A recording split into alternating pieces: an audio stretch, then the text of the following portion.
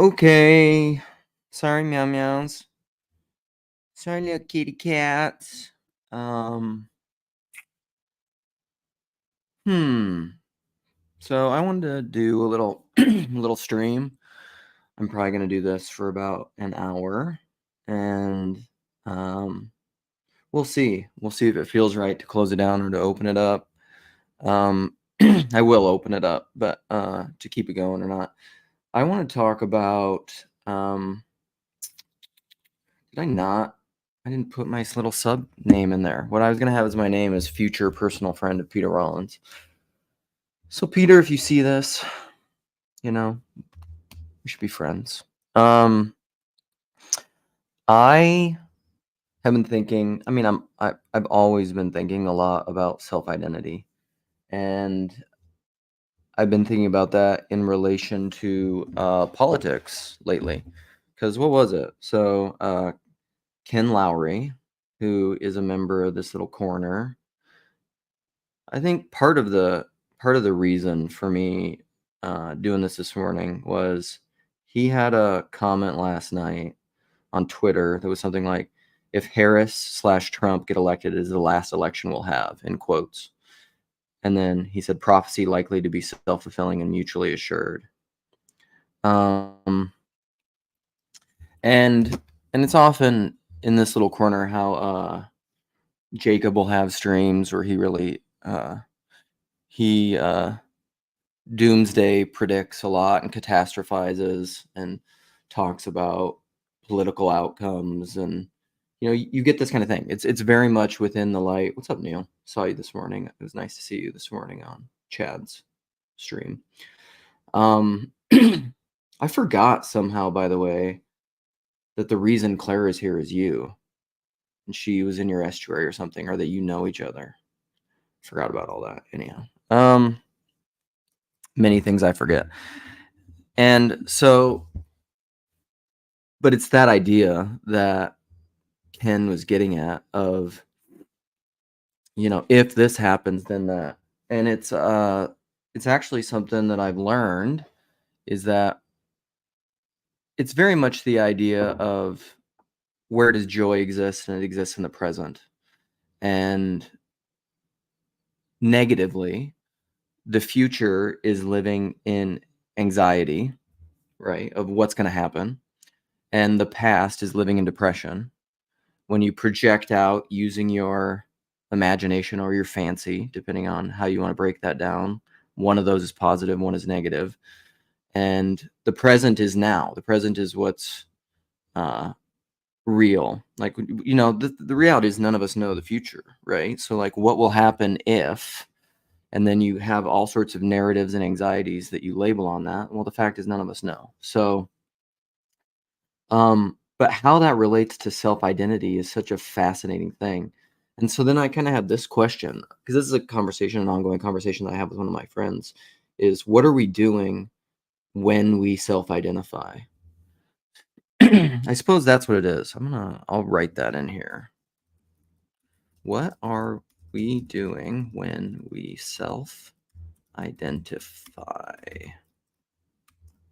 I'll throw it up here on the old screen, and people can excuse me, sorry. You can put in your ideas if you want. So, and this relates to a lot of religion. It relates to politics. It relates to sexuality. It relates to a lot of different things. And so I put in the comments some of the things by Rollins where he distinguishes between community and communion, and then his idea of the commons and pyro theology. So he somebody made a comment that I really want to engage with, but I'll wait. So Rollins describes community as people that are centered around these ideas of self-identity. So, and the video's in there. It's a short video from a larger segment. So he does one on community, one on communion, and then he has a larger video kind of of which those are clips where he's talking about all of it.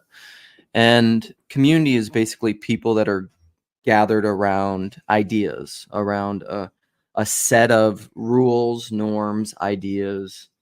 So we are Christians, we are Republicans, we are Americans, or whatever. And these lines can be a little blurred, right? Because communion, he would argue, are people that are gathered around uh, a common lack, a common unknowing, um, a common nothingness. And he would say it even goes all the way down into like he talks about the death of God, which is how did he say that? I should pull that up because I think it's really good. And now in the moment, see, this is one of those things that I don't know well enough to talk about.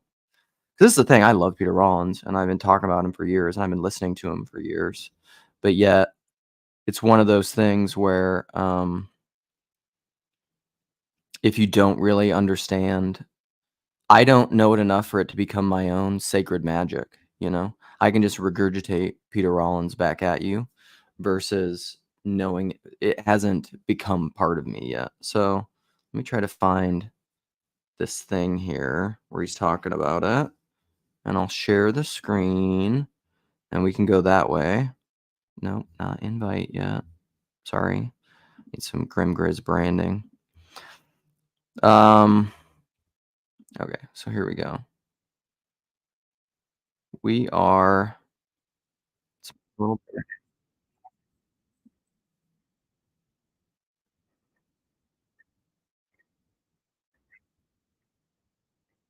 Implicit exclusions, right?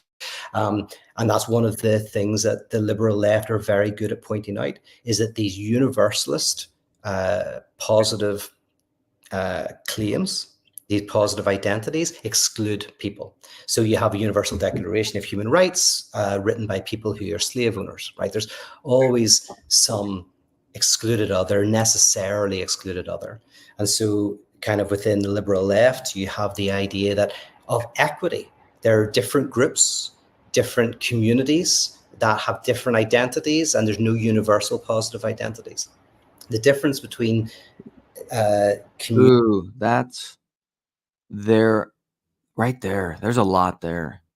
There are no universal positive identities. He is Northern Irish, Hanselman, yeah. I mean, I think that's true, right? No universal positive identities. And another way to talk about that would be intersectionality, right? Sorry. Coffee coughs. Because this is something I've been thinking about a lot too, with center and fringe things. And a lot of this has to do with creativity. This was a discussion that was happening yesterday around, who said it? Oh, it was Christian Baxter's conversation with, what was his name? Three name guy. Shoot, why can't I need to know. Who was it? Go back in my views. James Taylor Foreman. Yeah, which was a very good conversation, by the way. Good job, Christian.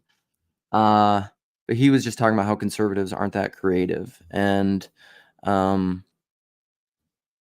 think that classically, I mean, I don't know that has to be true, but it has to do with centers and fringes. Is because when you are fundamentally, temperamentally, and culturally a conservative, you are wanting to insist on the center being the center, which is what maintains a community and a culture and a cohesion. Is the center is the center. And that's the problem of intersectionality, because if you make the fringe the center, which fringe? Which part of the fringe? And all of the parts of the fringe can be the center, or else you get into the problems of intersectionality. And, Dave Chappelle talks about this, and the alphabet people, LGBTQIA+, whatever, which aspect of that is the center, and what happens when they disagree. And like if all of it is the center, it's this. There are no universal positive identities. Except, okay, here we go. I'm catching my groove. Except I would say, and this is my understanding of Christianity and why I still identify as a Christian, is because Christianity is fundamentally non-dual, and it's Jordan Daniel Wood and Maximus. It includes the identity of identity and non-identity. So the opposite, the antinomy, is included within the identity of Christianity. So within the idea of Christianity is included the opposite. Ooh, man, I really want to now. I'm going to bring in all the things that have been happening in my life, because these are so. I went to a Clem Snide concert a couple days ago, and Clem Snide is actually, so Eve. I don't know how to say your Eve. If you're listening, sorry, I don't know how to say your last name. We spoke after the concert. Barzilay, I think. But he has this song that is just so. Number one, he's excellent. If you ever see him, Clem Snide is his stage name, band, whatever. If you ever get a chance to see this guy, he's fantastic, and he's like a musician's musicians. He's like, I mean, he's not quite to this level. He wouldn't get mad at me for saying this. He's not quite like a Tom Waits, but Tom Waits is one of those people who's not like he's not a popular musician, but like almost anyone who's a musician, who's a very prominent, many prominent musicians love Tom Waits.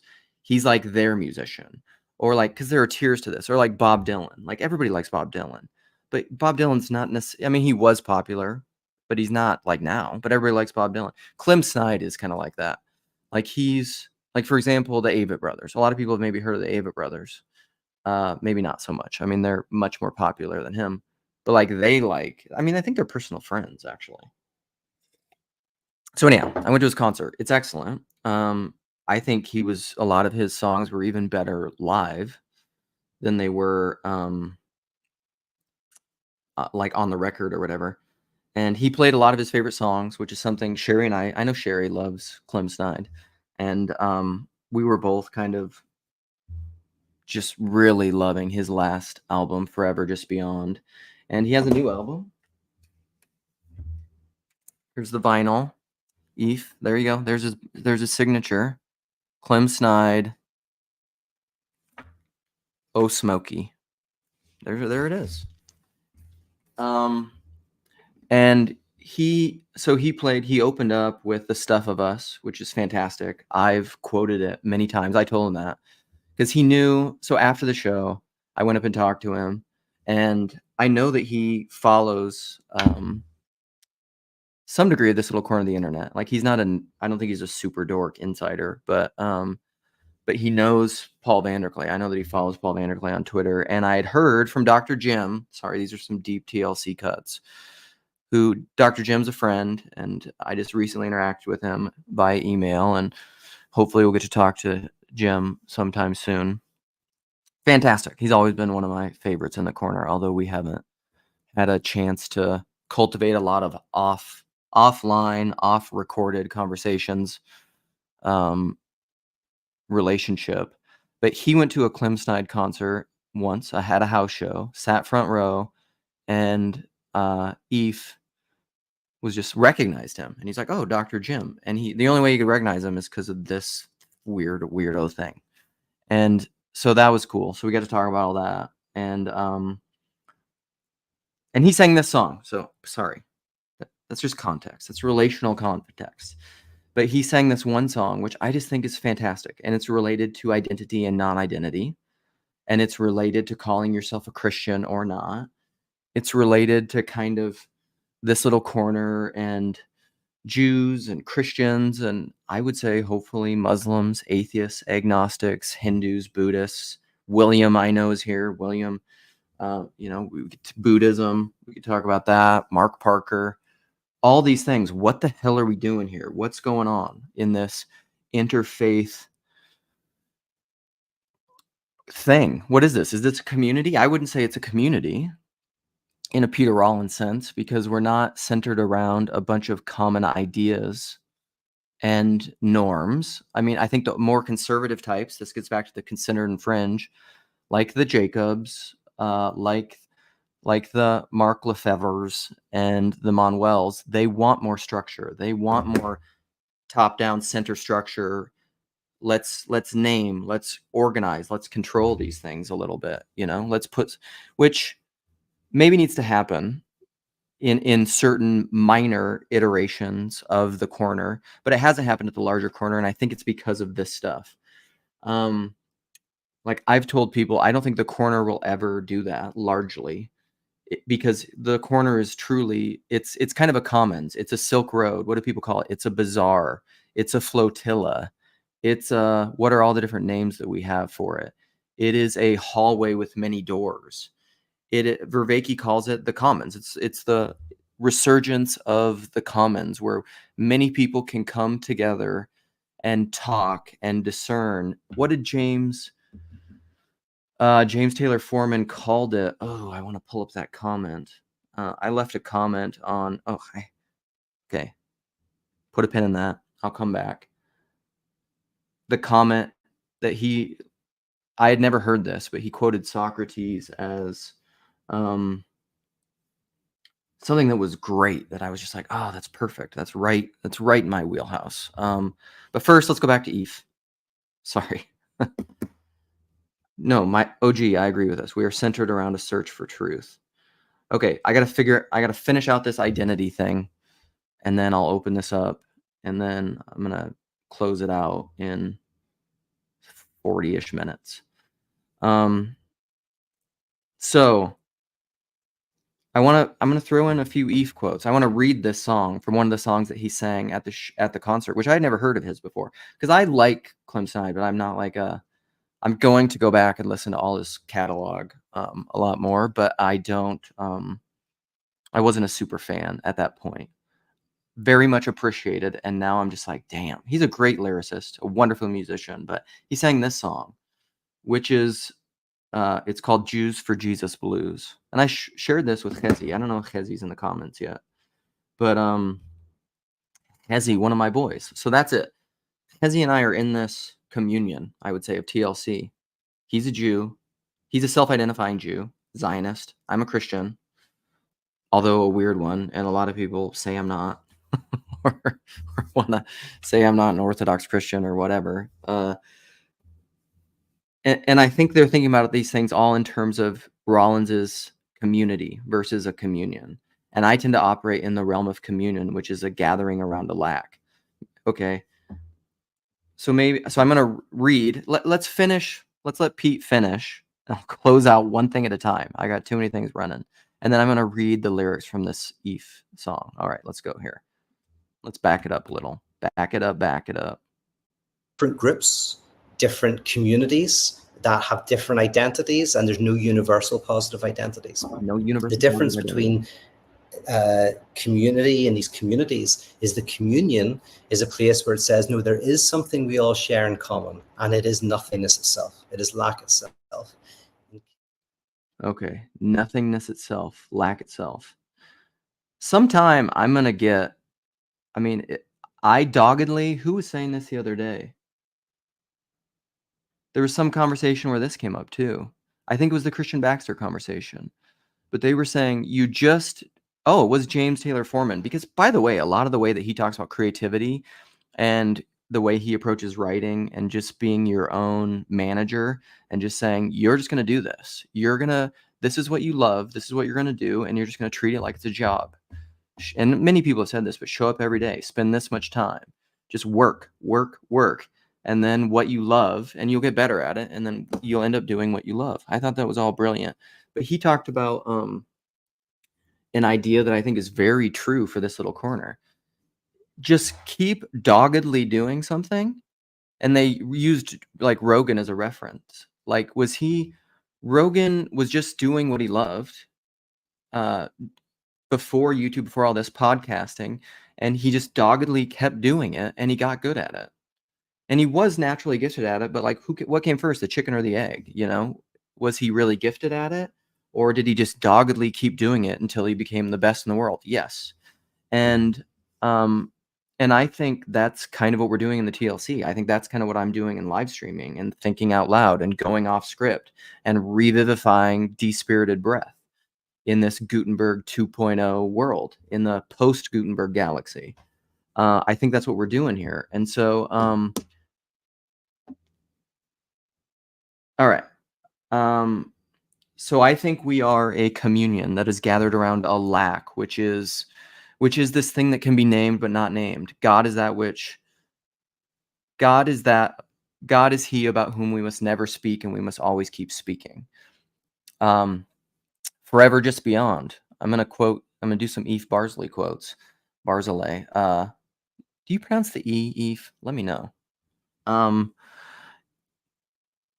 But his last album before this one is Forever Just Beyond, and the title track is Forever Just Beyond, which is, God is that which lies forever just beyond the limits of what we already seem to know. So again, back to the identity of identity and non-identity. I affirm that. That's the ineffability of God, right? That is the utter transcendence of God. That is its essence and energies. Essence. You can't communicate the essence of God. You can only see his energies. I think the radical implications of the incarnation are that you can and you cannot. Do you lean into the distinction, or do you lean into the expression, the appearances? Do you save the appearances? And so God is that which is forever lies just beyond the limits of what we already seem to know. And he's in what we already seem to know. So I think this is what Rollins said, right? There are no universal positive identities. This is what I think iconic thinking is, except there are, if you hold them iconically. This is what it is to be a Christian. This is why I self-identify as a Christian, because I think, in a way, and my friend who will probably watch this, who will know who I'm talking about, is not a self-identifying Christian. And I've had personal conversations with them that, in ways, I think one of the most baller Christian things you can do is not to self-identify as a Christian. However, and this is just my own expressed intention and, I don't know, hubris, call it whatever you will, I think the next level baller thing to do is to self-identify as a Christian, even though you acknowledge what I just said. And it's because, although Peter Rollins says there are no universal positive identities, I think there are. And I think that's what it means to be a Christian, is to acknowledge the lack in the positive expression of it, to acknowledge the universal in the particular. That's what I think the radical implications of the incarnation are. And so I am a Christian, but I also think that includes not Christian.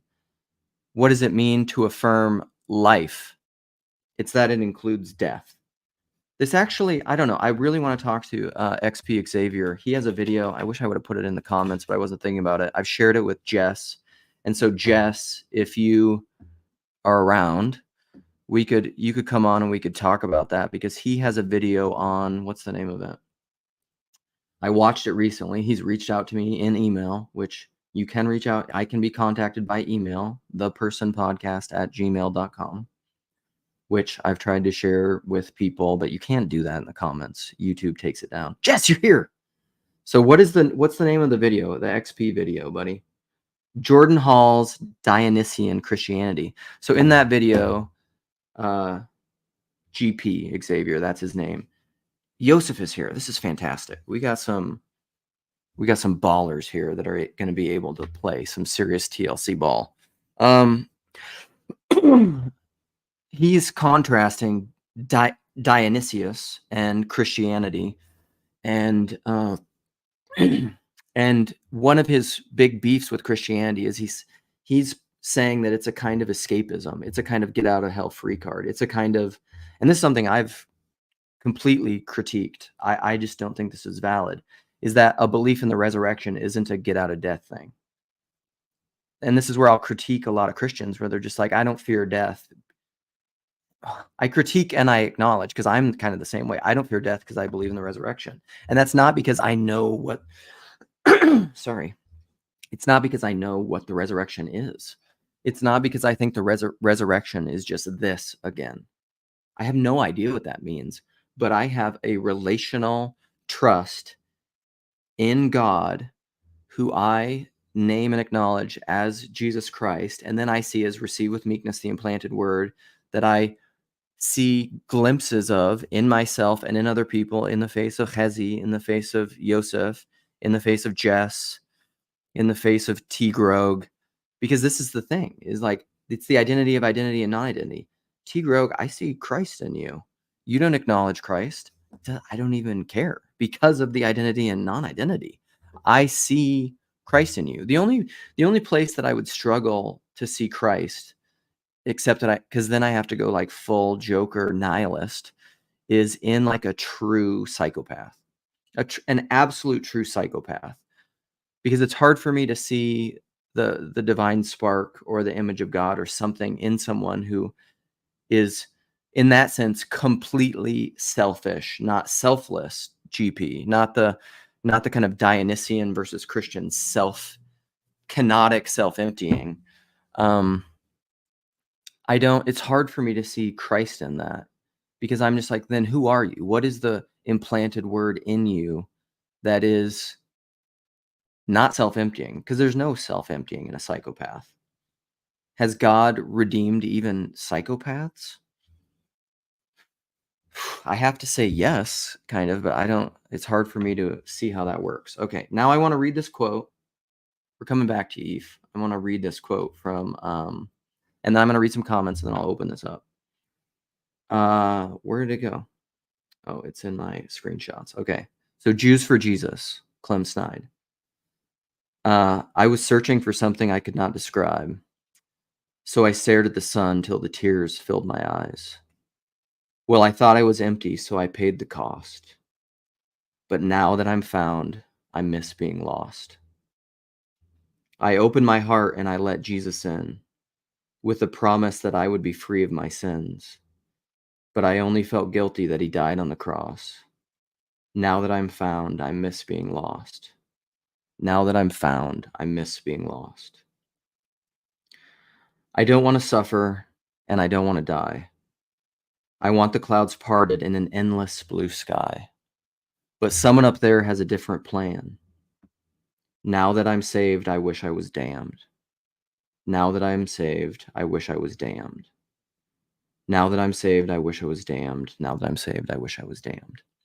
It is such a baller song. God. The dude, every once in a while, Clem Eve is one of those musicians that the way that he writes, and even this lyric that I told him that I quote all the time, which is it's I don't know where he got the lyric, but it's from the Stuff of Us, but it's to be blessed is to be cursed as well, and it's very much like the Thomas Sowell quote of "There are no solutions, there are only trade-offs." Because a blessing is a curse, just looked at a different way. Because it's Christ, the eternal Tao, the opposite is always included in the positive expression of a thing, which is kind of my point of this. So when you and it's largely part of Peter Rollins' whole project. When you self-identify as something, the opposite is in it. Or Michael Polanyi, get out your Luke Bingo cards, because this is very, oh God, such a Polanyi thing. Because what is he? No, I lost it. The opposite is included in the expression of it. So, yeah, this quote. So, doubt and belief are ultimately equivalent. Doubt relies on a subterranean set of tacit belief in something else. So, what he's saying there is doubt is belief. It's just belief. It's apophatic belief. It's not positive belief. There are no positive identities. It's apophatic negative belief. So, doubt is I believe not that. So when you have this community-oriented bounded set of dogmatic propositional beliefs, because of we live in the literary post-Gutenberg world, when you have that bounded set of beliefs and somebody says, this is whatever, this is salvation, this is Christianity, and you say, well, I don't believe any of that. I don't like that, so I doubt that. Well, that's belief. That's belief in something else. Is that doubt in Christianity, or is that just belief in a kind of Christianity that wasn't encapsulated by this propositional set of dogmas and doctrines? Who knows? But this is what Peter is saying with all this. Communion is the spiral, ongoing, forever, further up and further in. God is that which lies forever, just beyond the limit of what we already seem to know. Or, as I say, my Lukeism is it is the now I'm forgetting my own quotes. It is the desire to. Sherry says it this way: it's wanting to know what you don't want to know, or it's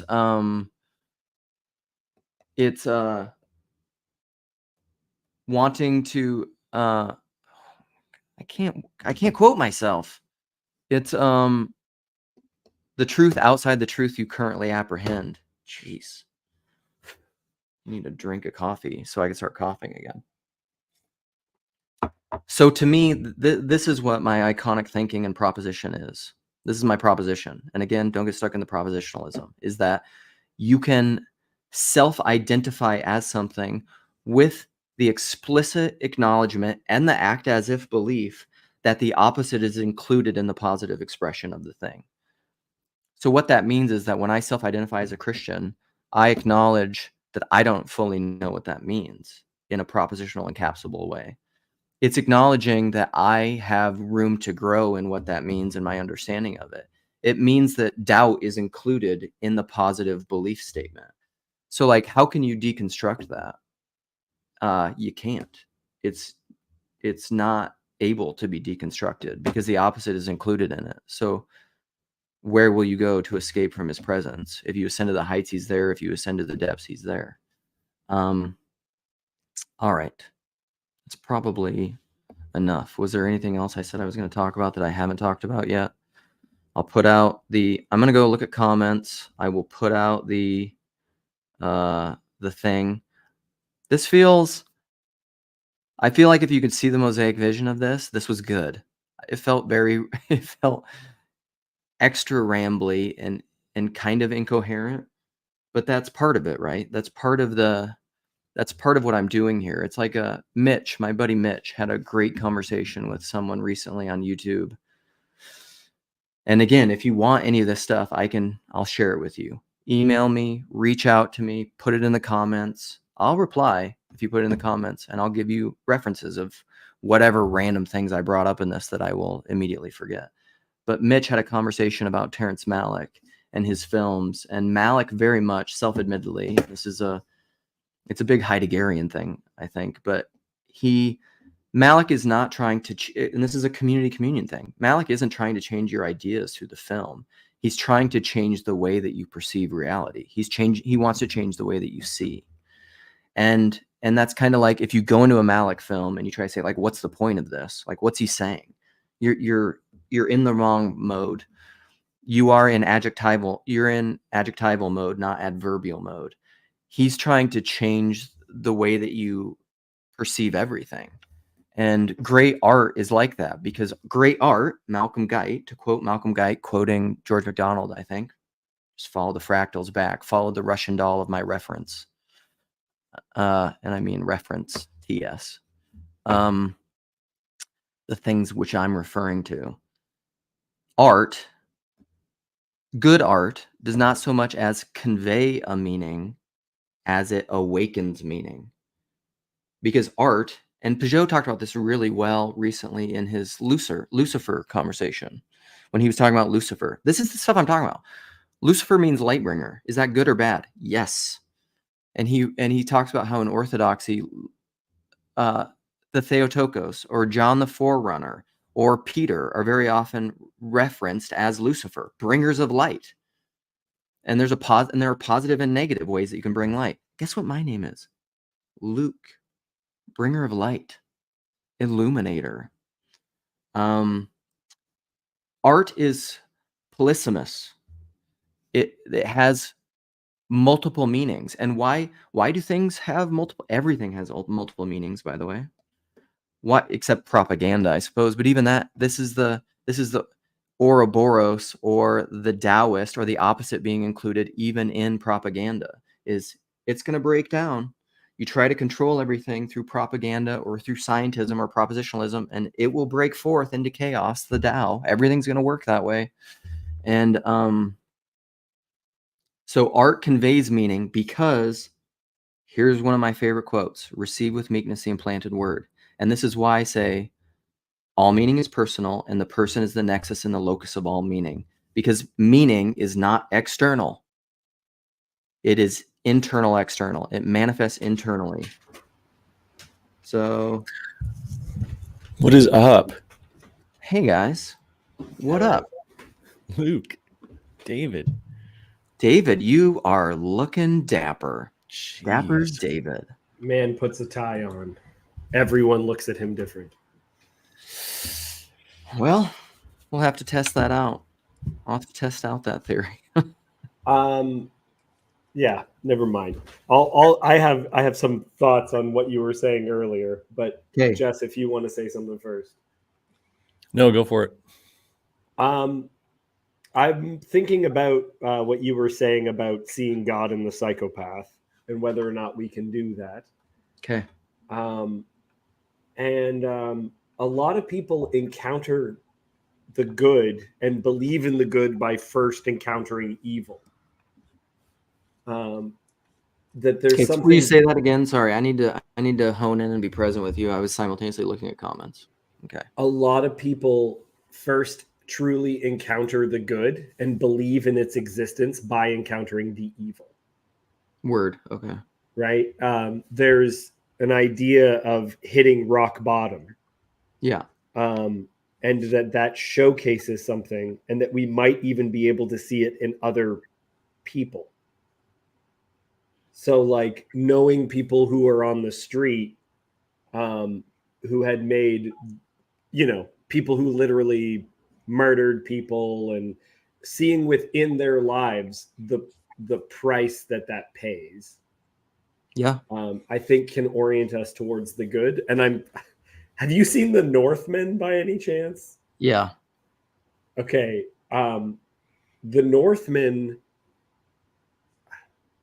I had a professor in university that taught us Shakespeare as Christian art, specifically. That it's all the structure of Christianity is within the plays of Shakespeare.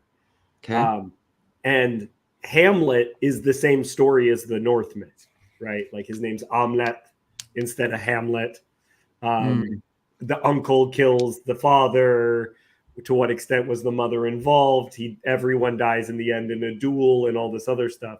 But whereas Hamlet is an inherently Christian play, the Northman is a deeply pagan movie. And through it actually made me see Hamlet as more Christian if you can imagine the book Dominion and say, okay, Dominion has this idea of all these like Christian priors. So that would all be in the play Hamlet. What if you just removed all of those Christian priors? What kind of a story would you have instead? And so when you watch that movie, you're almost like shocked by what its ideals are, what it likes, what it enjoys, what it judges, what it refuses to judge. That's all present in the psychopathic version of Hamlet. Okay, that's super interesting. I want to welcome. This is a new face, which I'm very excited about. I always like new people. Caviar Cowboys, welcome. Will you introduce yourself? I don't know you. Have you been? I've been in here once before. Okay. You've come into a live stream, or you've been in the comments, or what? No, I've been in this live stream once before. Oh, okay. I got kicked out, but for some reason. You got kicked out? Yeah. Oh, by who? By me? I'm not sure. I can't remember. Okay. Yeah, I'm from Darwin, Australia. Oh, cool. Well, welcome, buddy. Good to have It's you here. really hot. Huh? It's really hot. In Australia? It's really hot. Right where you are now, or the weather is hot, or you are personally hot in the room you're sitting in? Weather's really hot. Okay, word. Nice. Well, we're going to go back to listen to what David was saying about Hamlet and the Northman. Cool?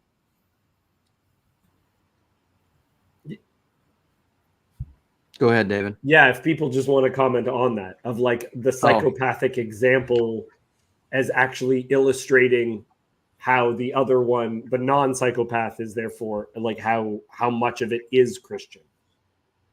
Even the ending, it's the Northman is epic and it's supposed to be good that he dies in battle, whereas the end of Hamlet is a tragedy. Yeah, just the caging of the whole story that way, that it's a tragedy. Right. It changes the genre by experiencing it as a Christian versus as a Norse pagan. Yeah.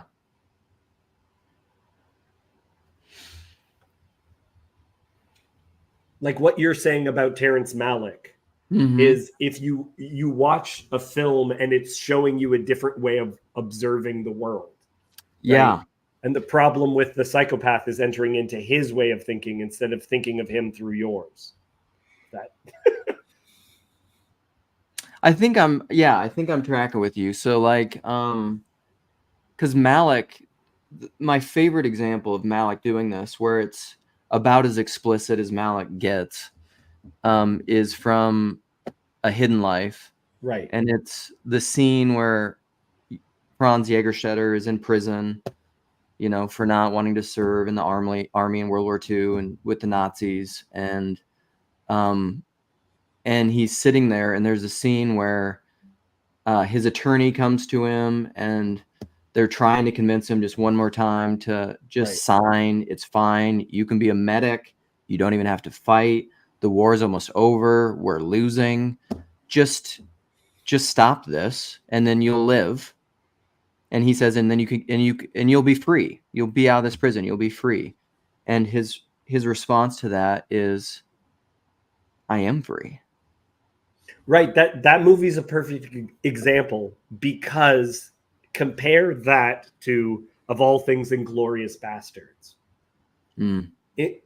Storyline wise, which one is it? Like, is A Hidden Life a tragedy? I don't think it's a tragedy. Right. I find that movie deeply inspirational and beautiful and glorious, and that it even went out of its way to not make it Bonhoeffer.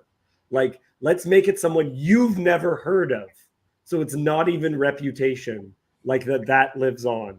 It's that it's hidden. Who cares? This is glorious and wonderful. But that is because he's a Christian. Yeah.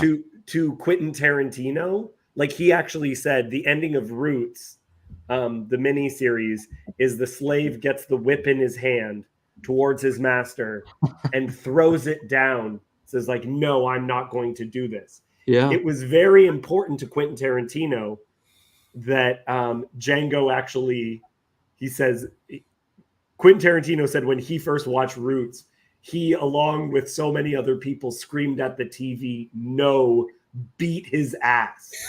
And so that scene's in Django Unchained, where he starts whipping the hell out of the slave driver. Because Quentin Tarantino's a pagan. That's right. He's thoroughly non-Christian. So he saw the ending of Roots as a bad, like, no, screw you. The hell with this.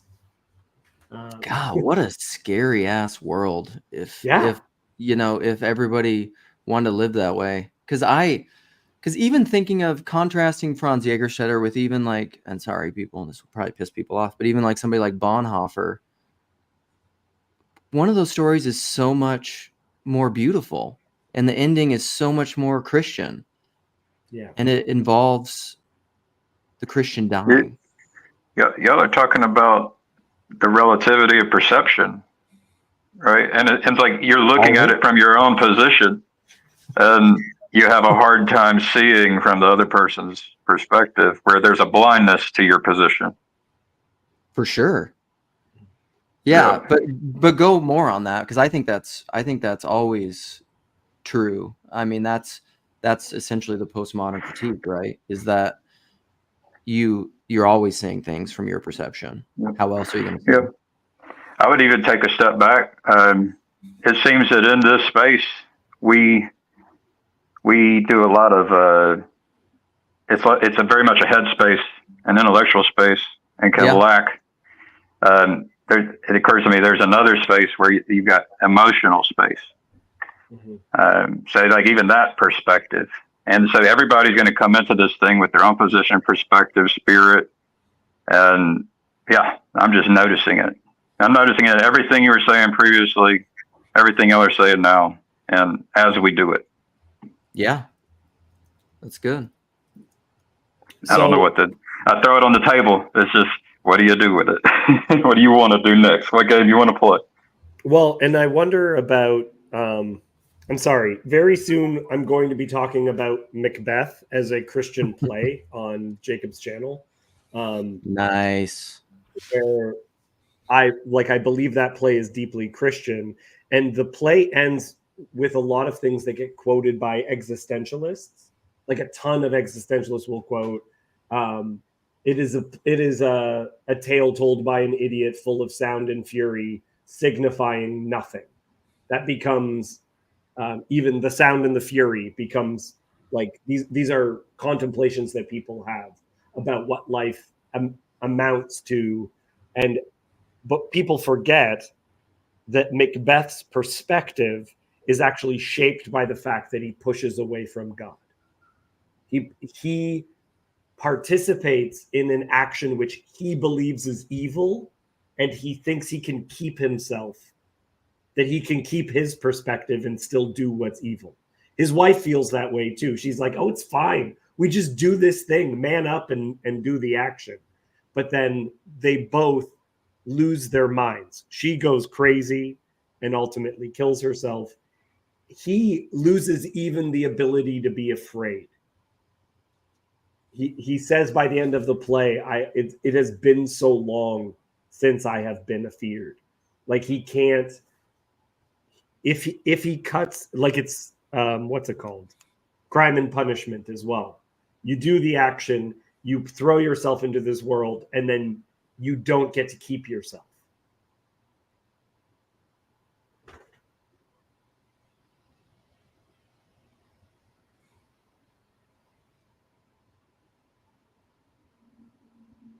I need some kind of interaction. I have no idea. I thought Gavin was going to say something. I was waiting for Jess. Do it, Jess. Do it.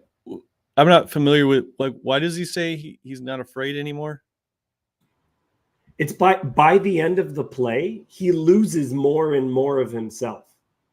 So when you first meet him, he is brave, he's honorable, and then he does this horrible thing. He kills not just his king, he kills his own guest, right? Where he was responsible for taking care of him.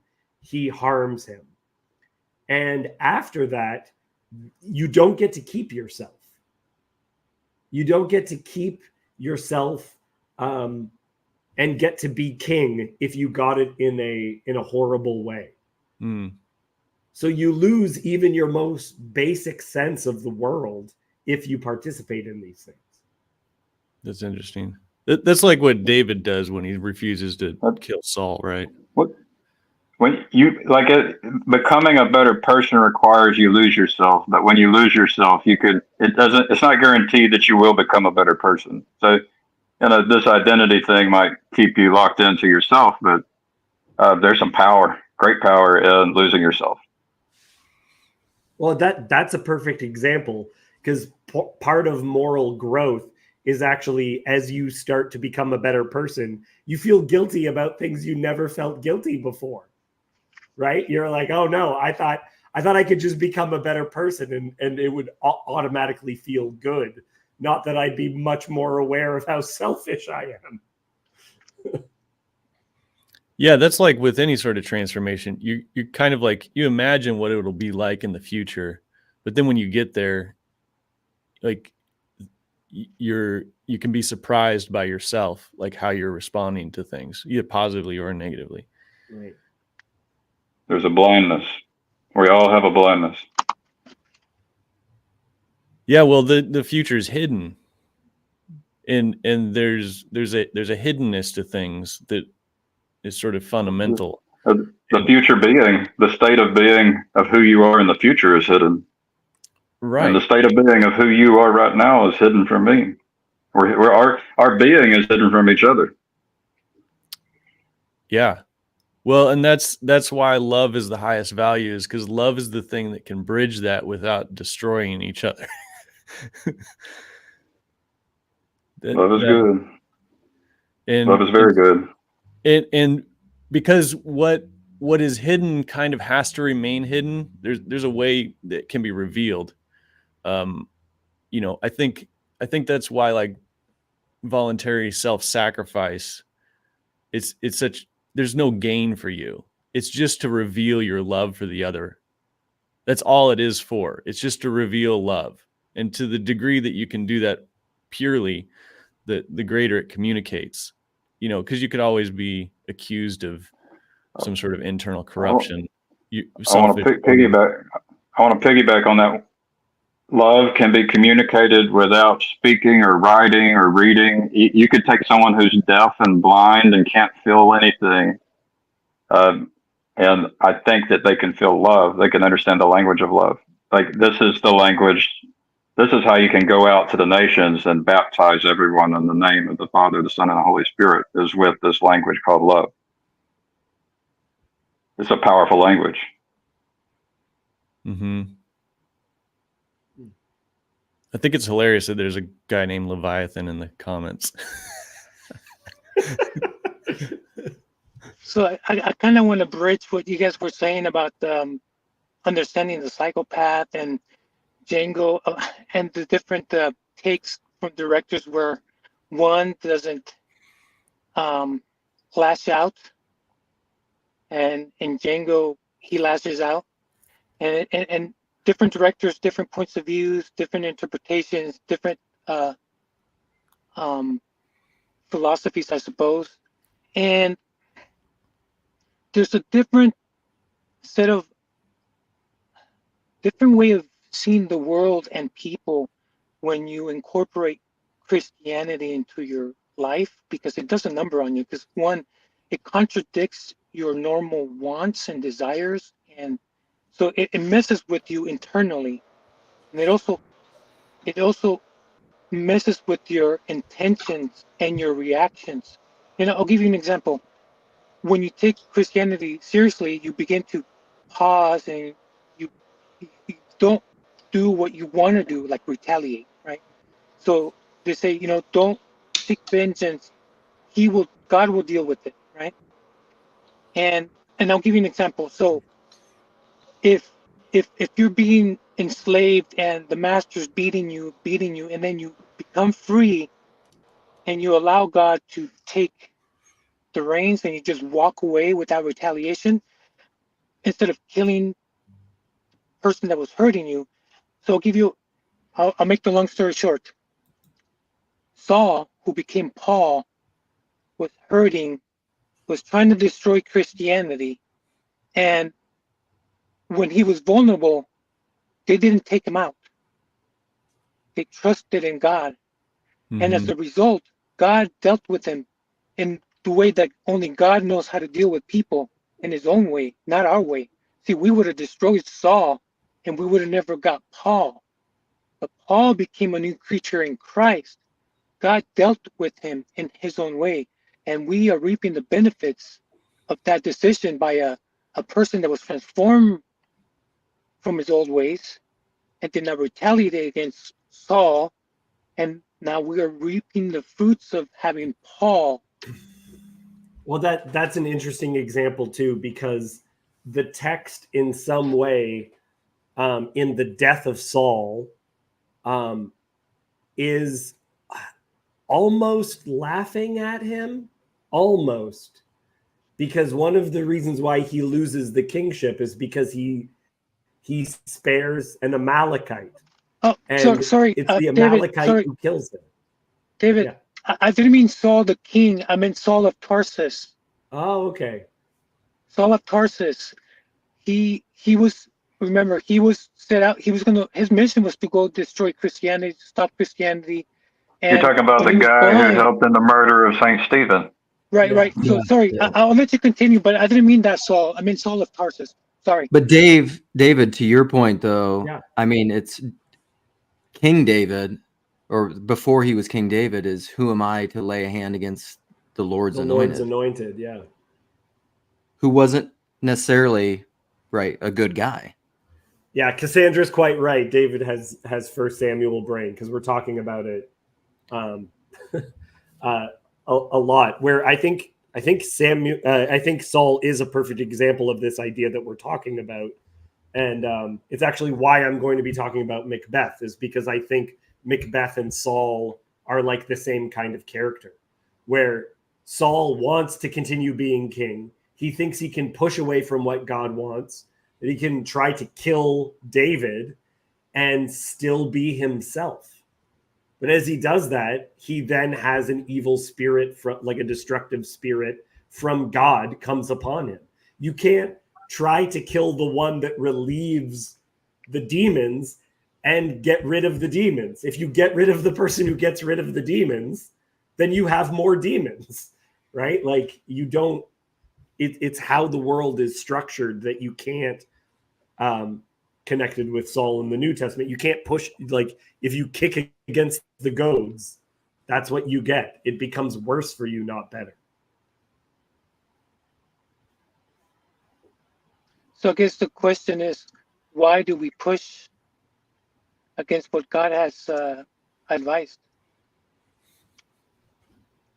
As a human nature, why do we do that over and over? I think it's part of our creation.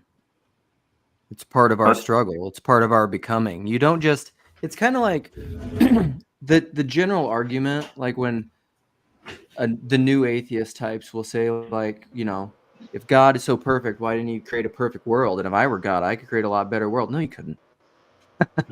No, you couldn't. Because I think the whole point of, kicking against the goads and the struggle is because the Garden of Eden wasn't the end.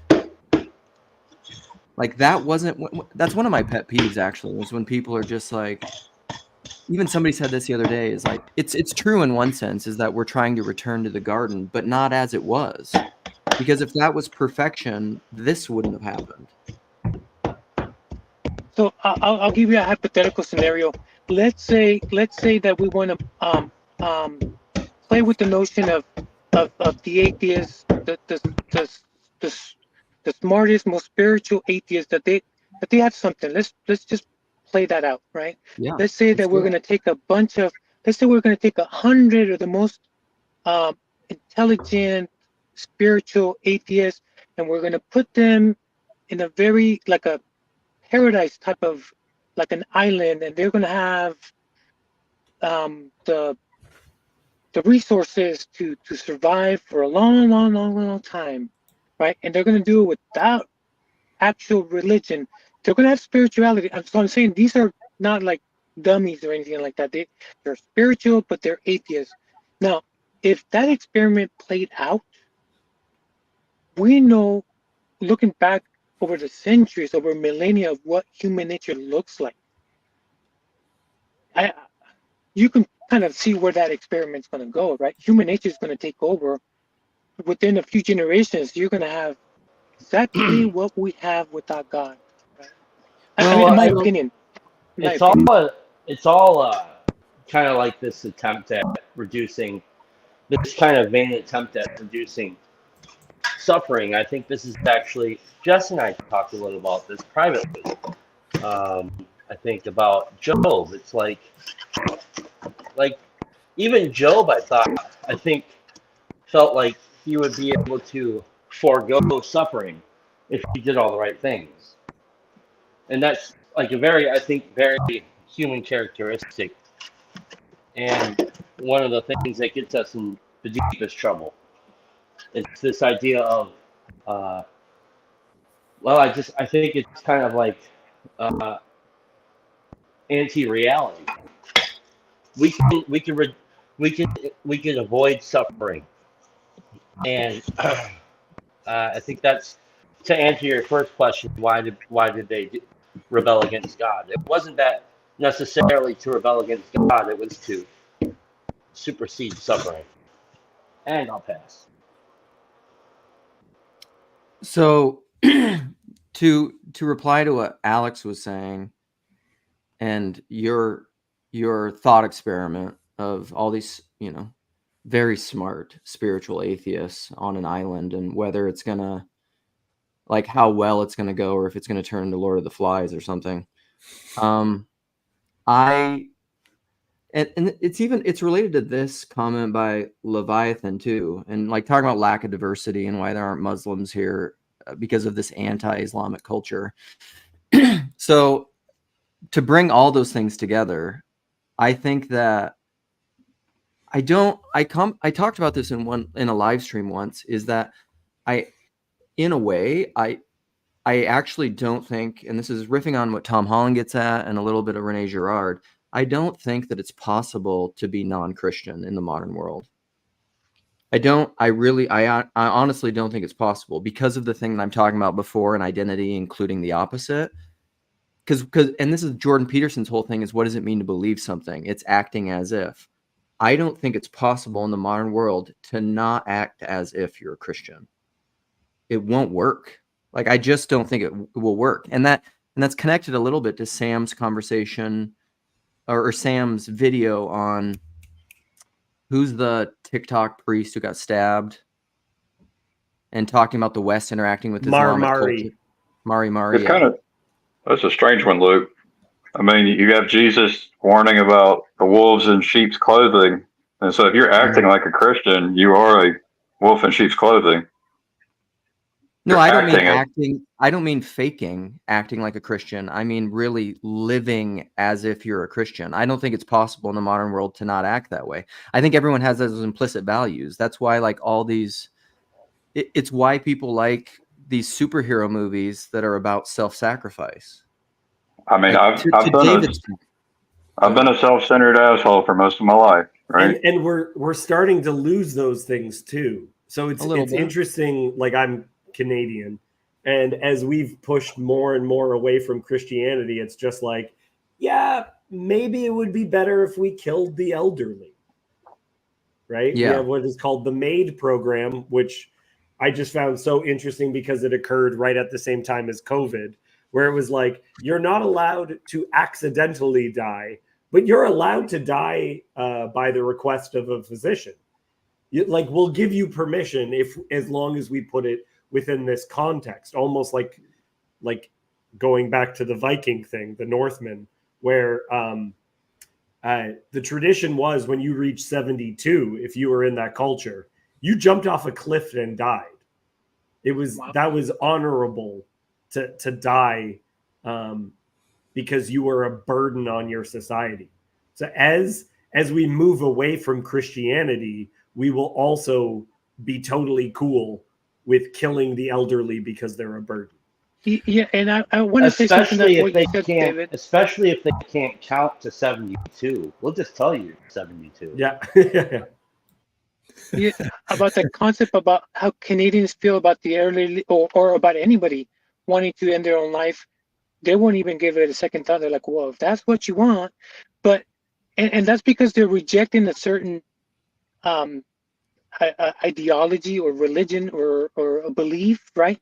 And how will that, so if you keep that going generation after generation, where does that go 5 generations from now if you completely evict Christian thought from everyone's mind? How does that play out generation after generation after generation, right? It just morphs into something more anti-value of all values, which is, life, right? And that's my opinion. And I feel that I've seen people losing the Christian foundations. So during COVID, as a perfect example, because we have free healthcare in Canada, I had friends who said that if you refused the jab, you shouldn't be given healthcare. And they just publicly said that on Facebook. If they're saying it publicly, they believe that people are going to say, you're so brave for being the one to say this. So it's again something like Inglorious Bastards or something like Django Unchained, where I'm going to show you the thing that's the opposite of Christianity, and people will cheer for it. Some people might. True. Yeah, but isn't it that thing you were talking about, David? You don't get to keep yourself.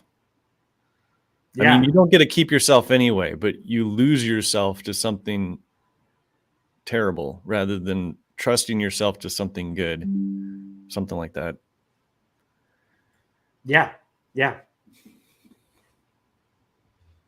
Well, let me tell you, I'm seeing people making that trade where they go, I'm going to do this thing, and then they think, well, I'm still the same as I was before.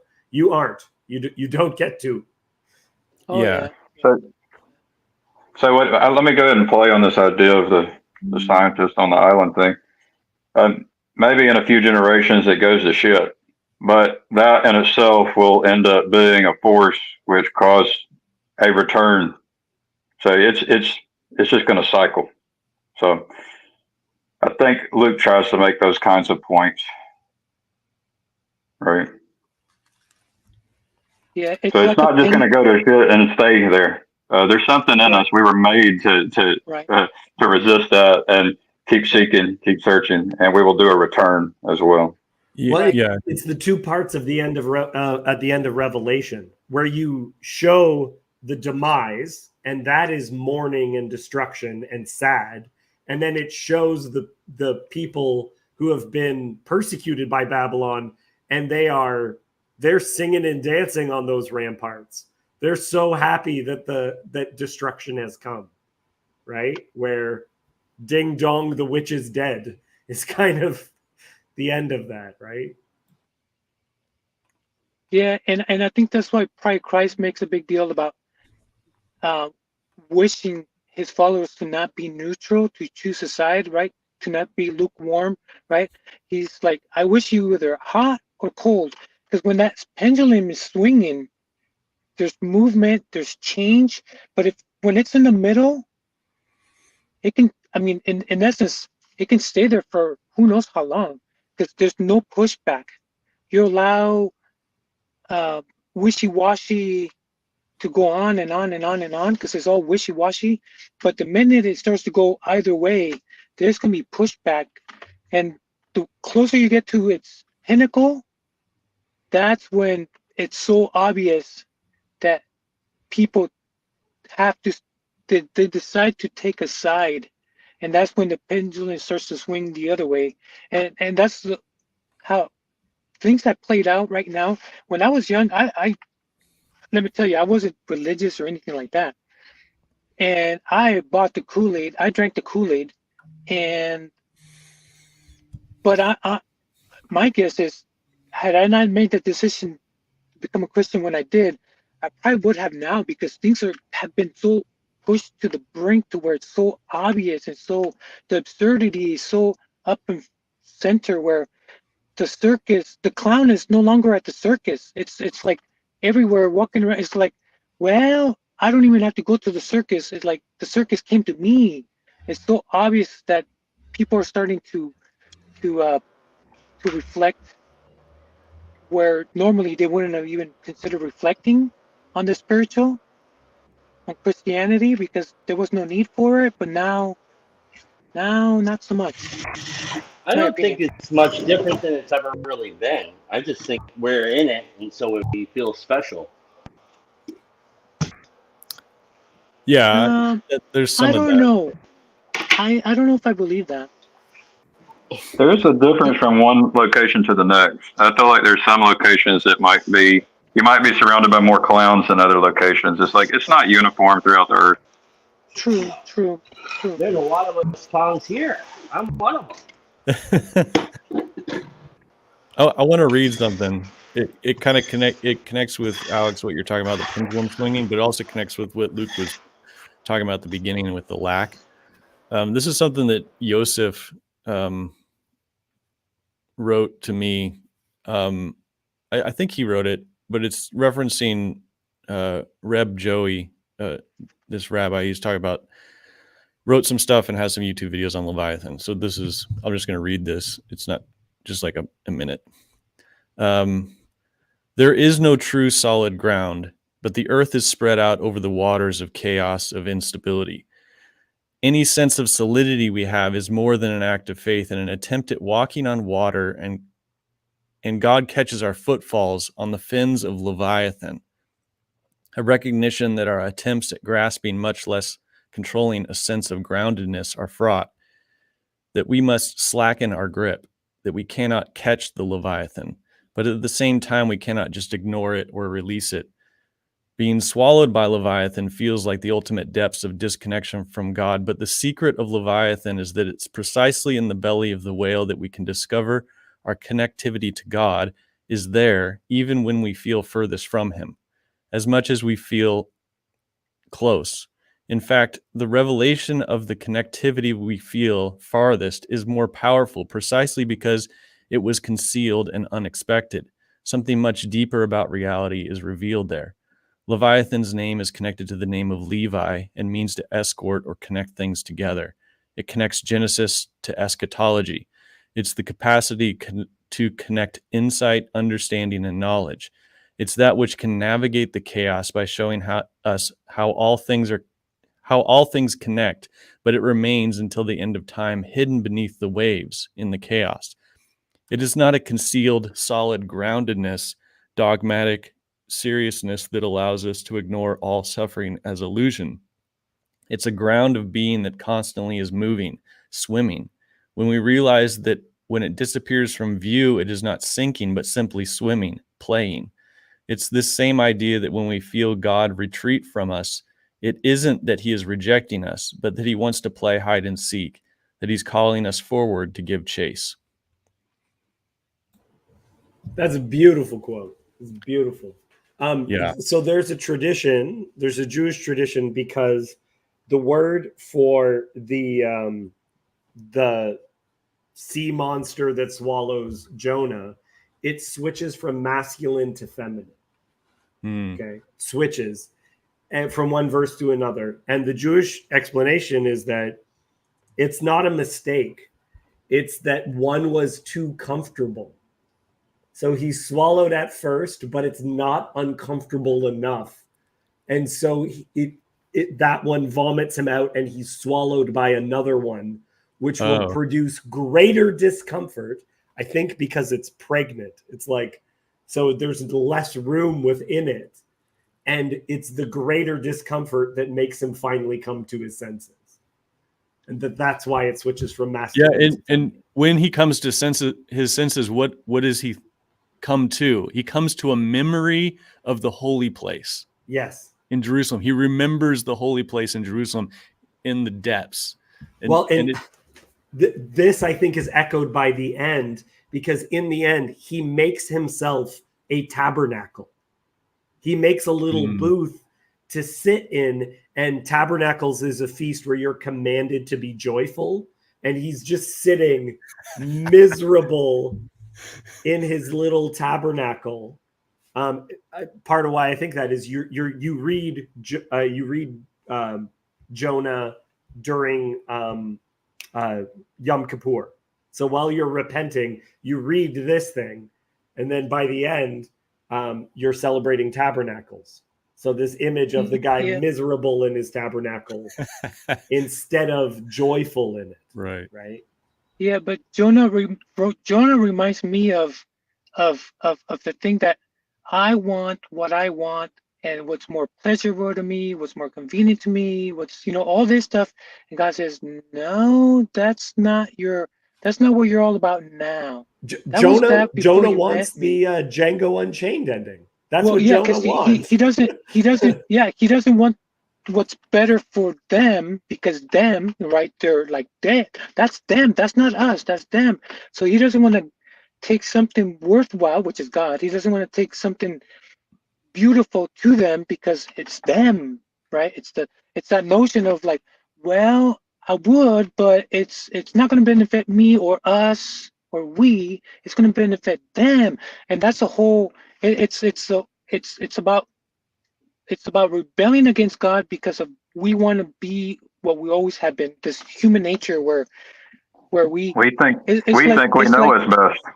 yeah, it's like we hear a song, we're playing the piano and it's out of tune, and God says, that's not what you're supposed to be about.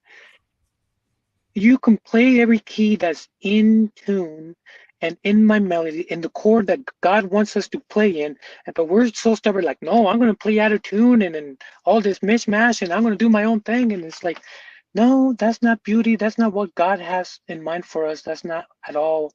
But we just rebel in small ways and in big ways, and that's what we have to always, bear across, because it's not easy to fight against our own human nature desires. Jess, I'm gonna ask. I'm gonna break something. Michael Sartori just messaged me a couple days ago, where he's pondering whether or not Jesus, that the symbol of the Christians, become the fish, if this is tied with Leviathan. Yeah, I've been thinking a lot about this. Okay. This exactly? The fish as Leviathan? Like the ichthus as Leviathan? Jesus' relationship with Leviathan. I think the closest thing it is connecting Jesus to walking on the water to what Joseph was saying in that thing that I read. Jesus walking on the water, he's walking, Leviathan is under him, playing, holding him up. Like I wrote this little short poem. It said, Jesus walks on the water, the waves of the storm. Leviathan twists and coils, playing under his feet, eagerly, wildly, like a dog with his master. And that's where I am right now with it. It seems like Leviathan playfully and wildly supports Jesus walking on the water. And that's all metaphor right now. I have no idea what that means. Yeah, that's also interesting in relationship to, like, it's kind of like how the demons seem to have supported Jesus in his ministry. I know that just touched some buttons right there. They recognize him better than his own disciples do, don't they? Well, he cast out a demon, and then he'd go and he'll do a miracle here and there, and next thing you know, there's all these people with sickness and demons just coming to him. It's just, they were just attracted to him. Romans 5. Romans 5. I can't remember. I think it's Romans 5:15, where it talks about Jesus and Adam. Like, it kind of reminds me of that too. Which part, Chad? That whole Jesus Adam bit. But the new Adam. Romans 5. Well, and there's somewhat of like a mirror imaging. Like I don't even know how to talk about it. But like, because you get this image in the book of Job. Job is approaching God like sort of apophatically. Like, it's always in the negative space. Like, he says there is no arbiter to organize this between us. And it's in the saying of there is no arbiter that he expresses the desire and possibly the real possibility there is a real mediator. But it comes apophatically. He has to say it in the negative first. And then he also, defending his or asking the question, why am I a righteous man suffering? He ends up having to ask apophatically, not why do the righteous suffer, but why do the wicked prosper? So there's this negative image that is produced apophatically, but then God is the positive image that so it's very much a puzzle pieces fitting together. And then so I think about that also when Christ is walking on the water, each step he takes, Leviathan's fin reaches up and supports him, or and Leviathan's playfully exuberant during the storm. I think that you can pick up on almost a joking quality when Paul says, "Oh, death, where is your sting?" Right? Like it almost sounds it's a joke. Yeah. Yeah, a joke like, oh, that's real cute, real cute. Right? Yeah, and it's not that you don't have to die, it's that death is not the end. Like, you have no power anymore. Like, you can't make me do things anymore because of this threat. Right. Well, I think maybe that's what Chad was talking about when about the mentioning of comparison of Adam in Romans, where you Yeah. got the inverted pyramid, like some people say, where it all trickles down. So everything from the decision of Adam trickled down and it had cascaded what we have. And then the new Adam, his decision will cascade into all that we can have, right? It's the whole concept of salvation, sanctification, and the very end, which is the most important to, in my opinion, the glorification, which we will never know until we get there. But once we get there, I'm sure we're going to be glad that are gambled, because it's all right. We won't know until we know. Yeah. Yeah, and that's that hiddenness. Like, that's why trust is, you trust God, because you can't, it's that is fundamentally just hidden. And so what God communicates to us through his creation, through his word, through his revelation, all these things. And then he's basically like, can you trust me in the after death? That kind of thing. And the here and now. Well, and I'm wondering, okay, so I haven't processed this at all. So I'm gonna let something come out that probably will come out wrong. There's this idea within Judaism that God, in his perfection, can't interact with the world. That can't interact with what? The world. Oh. Because if he remains completely out of time, how does he interact with beings out of time? If he's completely infinite, how does he interact with the finite, right? How could he even create the world, much less anything else? So the idea is, well, quite literally, utopia means no place, right? This idea that you can't even have a world with God being fully like that. So there's this idea within Judaism that God has to contract or create division within himself in order to make the world. And I believe, as a Christian, that is the sacrifice of the lamb before the foundations of the world. That not to die for sin, just to create the world itself requires God to give up a sense of his infinitude. He has to permit that.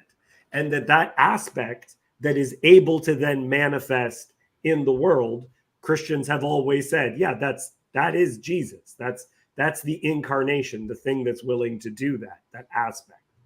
The thing that.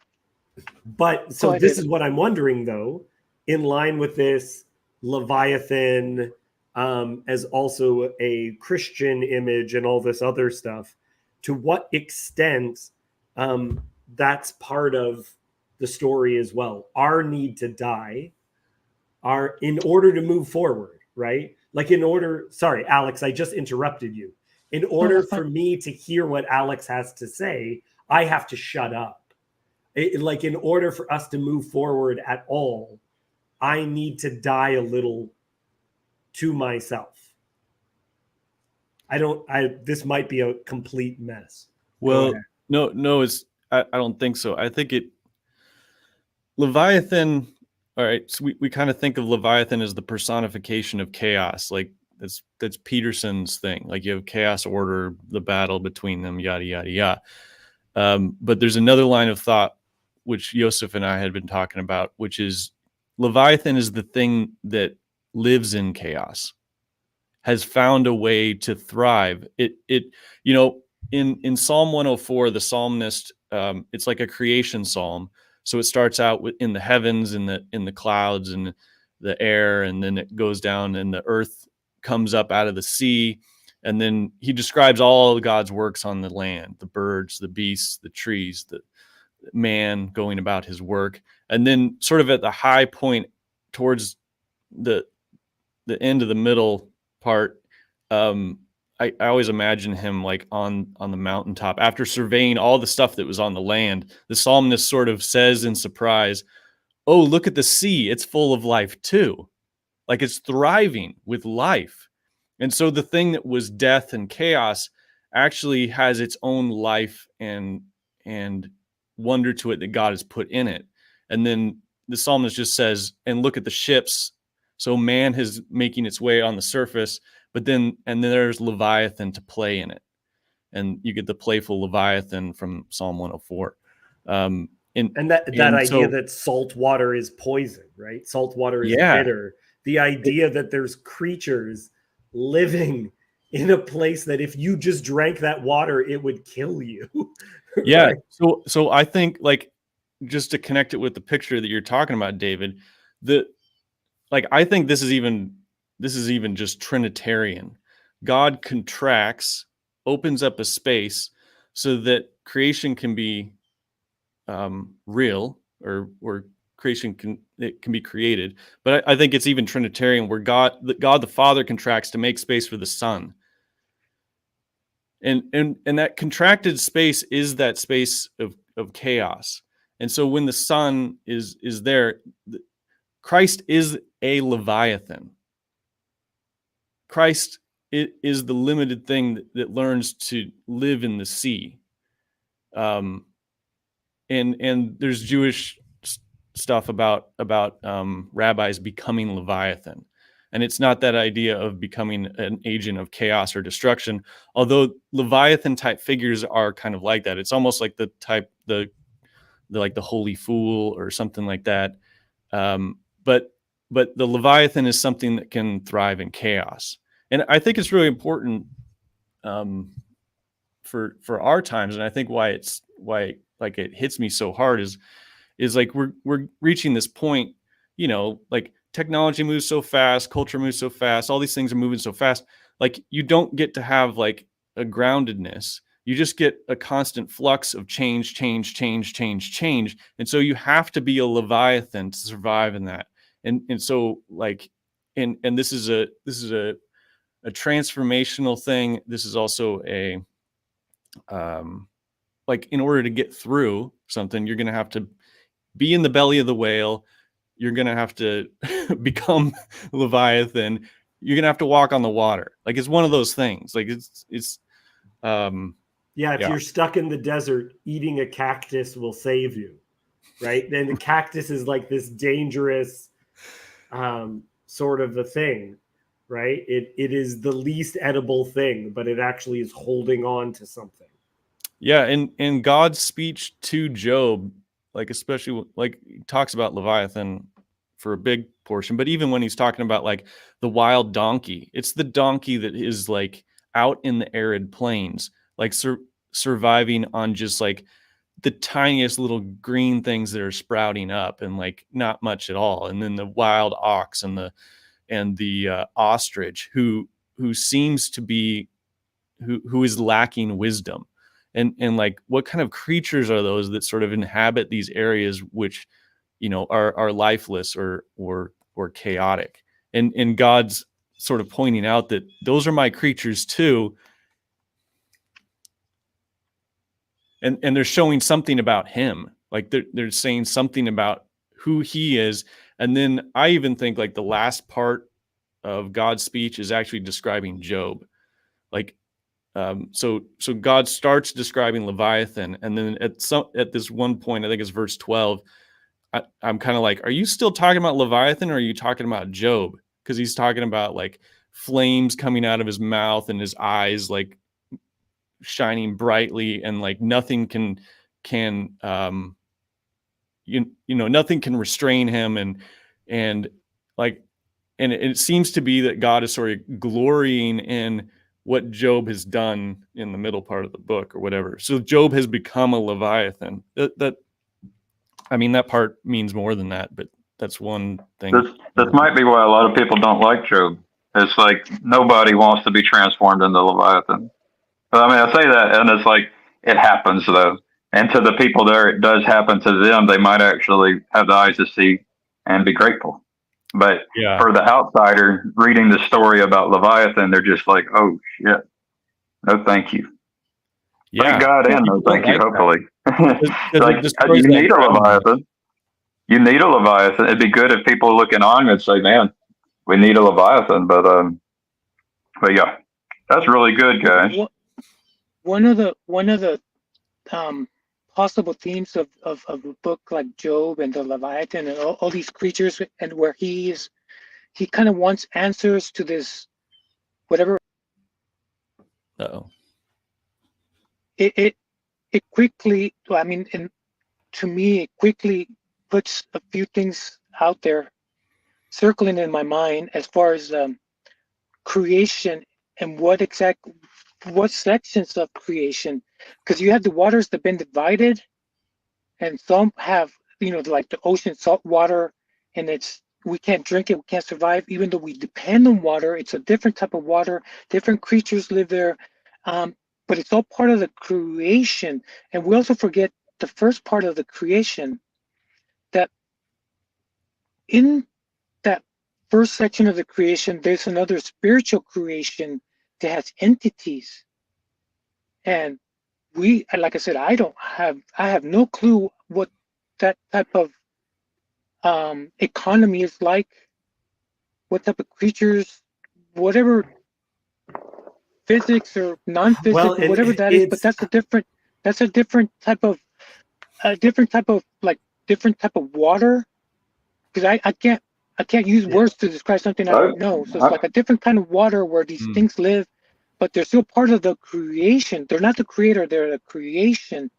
And before the creation, you still have the creator, which is Elohim, right? Like these entities that I don't know how to describe, because I don't know, I've never seen them, but they're there.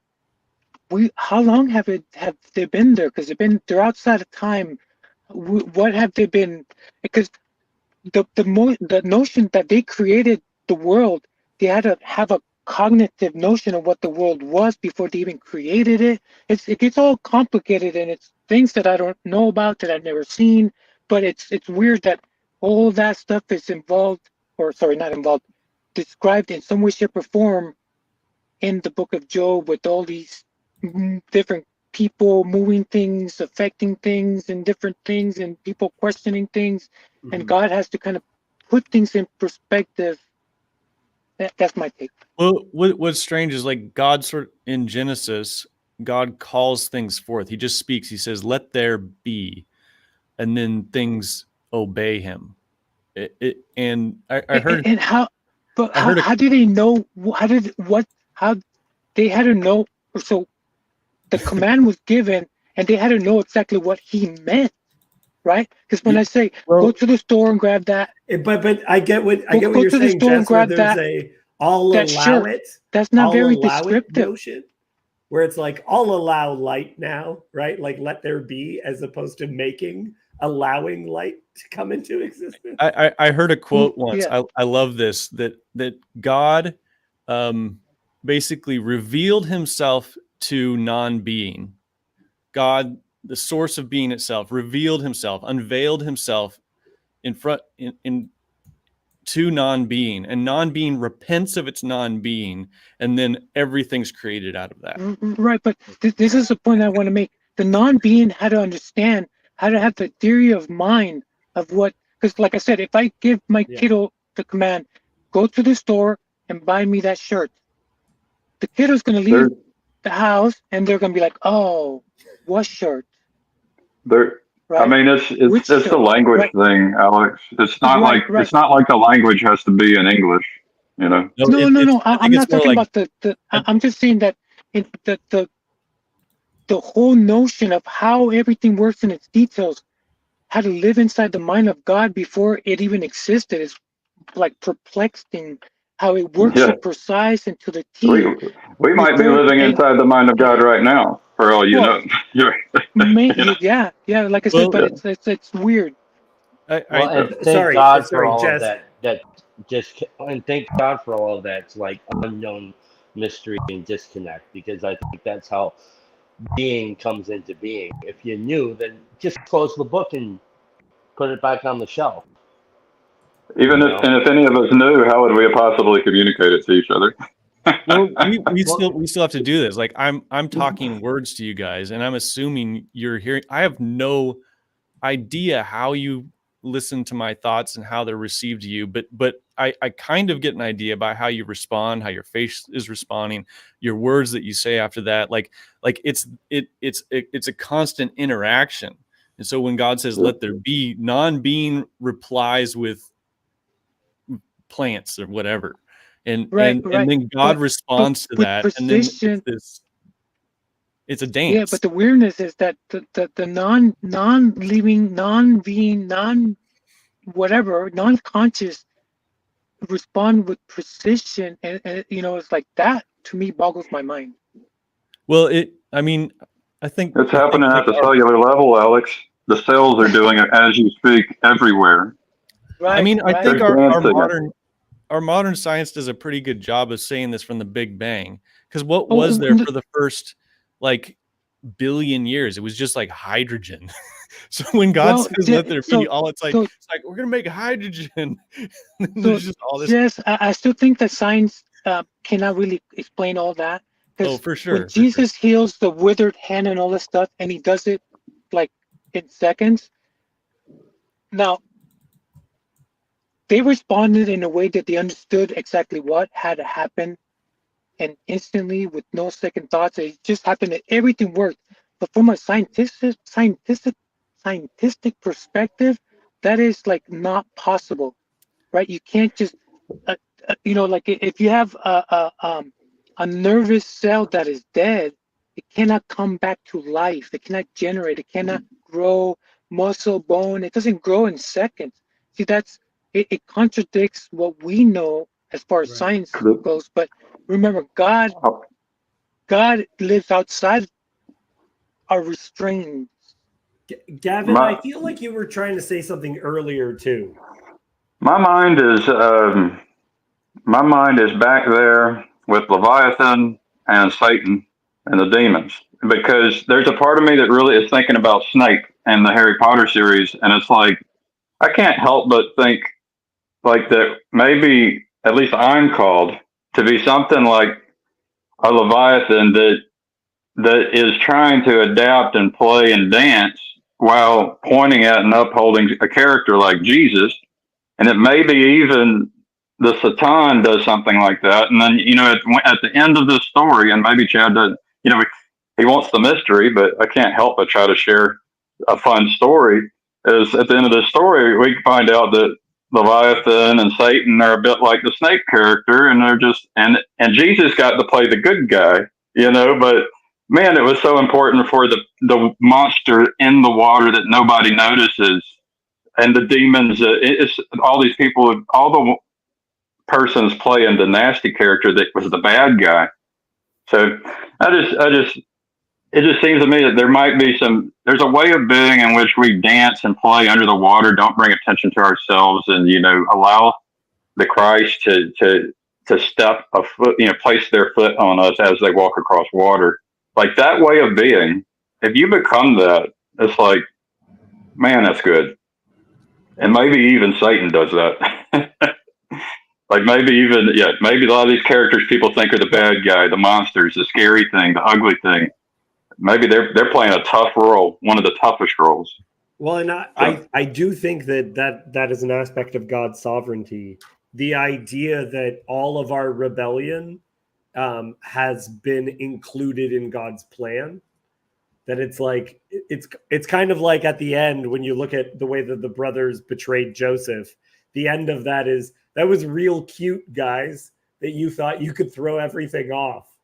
You unintentionally saved the world. Great job, right? Like, good job, Satan. You unintentionally saved the world. Right. That's a good point. Alan, how did we summon you? Well, what is? No, I just I saw you guys. Just wanted to jump on and play. Okay, I got another ridiculous idea that I want people's help with. Why is the division between heaven and the abyss, as we were talking about these two kinds of water? right? The water above is the good water. Water below is the bad one, right? You can drink what's up top. You can't drink what's the bottom. The seas and the sky. That's not good. It's the only. Good. It does not depending on say in the text that that day was good. The division of the heavens and the abyss. Thoughts? interesting. I do want to just throw in there before I go quiet. There's a good, there's a so, and at the end it was all very good together. So I'll just throw that in. It's like you can have something that's not good, but when you mix it in with everything else, it was good, and so it can be very good when it's all together. So that's my main thought on that one. Just quickly. I think the separation of the waters gets to that retraction thing. It's a representation of that, and it's also like, is Christ's crucifixion good? Yes, and also no. It's terrible. And so to the separations of the waters is that thing that's not good, that sort of enables everything else, but then you get the very good at the end. You get the good and the very good at the end. So you still get the 7 goods. I just watched this cooking video where this guy was Adam Ragusa. He's like cooking YouTube, and he has this one video where he's talking about smells that we find funky. And this guy who is analyzing flowers found that we find flowers better smelling if they include just a little bit of what is classified as fecal smelling. That there's like a little bit of poop in the flower that if it's removed, you don't like it as much. And he said it might be because we don't think it's real, like that there's something, but there's like a little bit of poop in the flower. Real versus synthetic. Imagine that. Yeah. Interesting. Yeah. Alan. Yeah, I mean, I always think about the wedding at Cana and Christ's first miracle with the water into wine, and like his mother's like, oh, you can do something about this, and then he says like, my time has not yet come. And it's like there's something inherently tragic about like, okay, once the miracles start, it's only gonna get faster, like it's only gonna get more intense until that point. And so there is like somewhat of a tragedy of being like, I'm not going to just be your son anymore. And we're just, like, I'm not just going to be playing, doing fun memorization games with the local rabbi and seeing who knows more about the Torah. Now it's going to be, this is the beginning of me being crucified, essentially. And like, do you want to start that? Because we can start it. And just to get it back to your original point of like, yeah, it's tragic that there's the earth and the heavens, that they're separated, but the only way for the earth, like you need both of those. The earth needs the heavens to come into alignment with the kingdom of God, and like for the meeting in the middle place, and like for us to meet him in the air.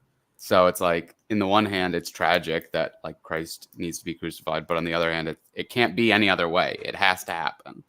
I can't remember who said it, but I was writing a play and my wife was helping me with the writing process, and we were like workshopping it with a group of actors, and she found this quote from like a theater textbook that talked about flowers and dirt. Is you want the flowers, and these are like the high lofty ideals, but people in an audience will only care about them if they are grounded in something dirty and filthy that's not beautiful. Yeah. You need the manure and the crap and all this stuff that it's grounded in. So we can only talk about these ideals if there's sex and violence and death and betrayal. Like these are all the things that in order to get to higher ideals, that's what that has to be rooted in. Otherwise, no one cares. Well, I just did a video with Neil talking about Sleeping Beauty, and it makes me laugh realizing how often drunkenness comes up in like old Disney movies of like, you'd think like a kid's movie. Yeah. Like, yeah, we're hiccuping. Everyone hiccups also. Yeah. The bubbles and the hiccuping and the pink elephants and all the euphemisms, which I'm sure they're like, well, we can't just show some guy like completely sloshed, but like we have to show this character like this death, sort of the drunkenness, like the falling down has to be shown. Have you guys seen Blue Velvet? The David Lynch? I have not. Oh, well, whatever. It's just very funny because in one hand it's like very abstruse and like people are like, what a crazy movie, and on the other hand it's just like like one of the last shots is them showing like a bird, but then panning down and showing the dirt and the earthworms and like all the disgusting things, and like it very much shows the like, well, you only get the beautiful bird when there are worms and grass and all these the lower down things that feed, and there's actually a relationship with the higher and the lower. I think so. A thought came to mind when you were saying all that stuff, because we are becoming very synthetic as far as what we think is normal, and so because everything, so right, you get hungry, you go to the fridge, you go to the pantry, right?